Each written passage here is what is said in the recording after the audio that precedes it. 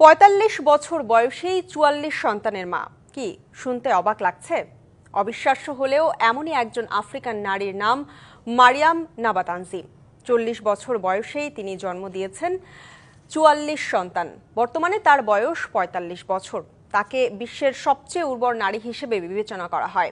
মারিয়াম পূর্ব আফ্রিকার উগান্ডায় মামা উগান্ডা নামে পরিচিত। বর্তমানে তার সন্তানদের ৩৮ জন জীবিত আছে।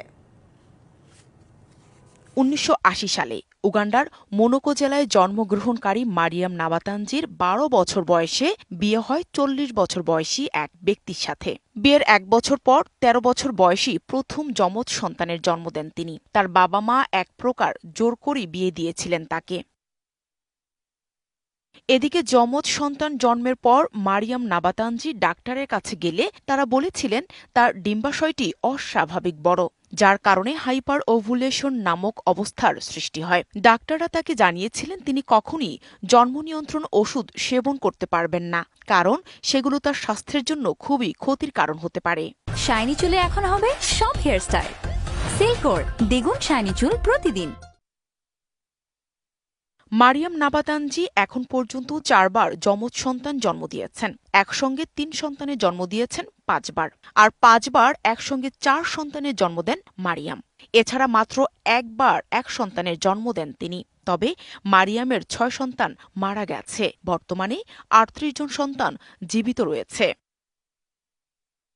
অন্যদিকে মারিয়ামের স্বামী একসময় সব অর্থকড়ি নিয়ে তাকে ফেলে চলে যান। শূন্য হাতেই ২০ ছেলে এবং ১৮ মেয়েকে লালন পালনের দায়িত্ব একাই পালন করেন মারিয়াম। বিশ্ব ব্যাংকের তথ্য অনুযায়ী উগান্ডায় নারীদের সন্তান জন্মদানের হার অনেক বেশি। দেশটিতে প্রত্যেক নারী গড়ে প্রায় ৫.৬ সন্তানের জন্ম দেন। তবে মারিয়ামের অধিক সন্তান জন্মদানের বিষয়টি বংশগত হতে পারে বলে মনে করেন দেশটির অনেক চিকিৎসক। এদিকে মারিয়াম নাবাতানজি বলেন, এটি সম্পূর্ণ সৃষ্টিকর্তার আশীর্বাদ। তিনি আমাকে এত বেশি সন্তান দিয়েছেন।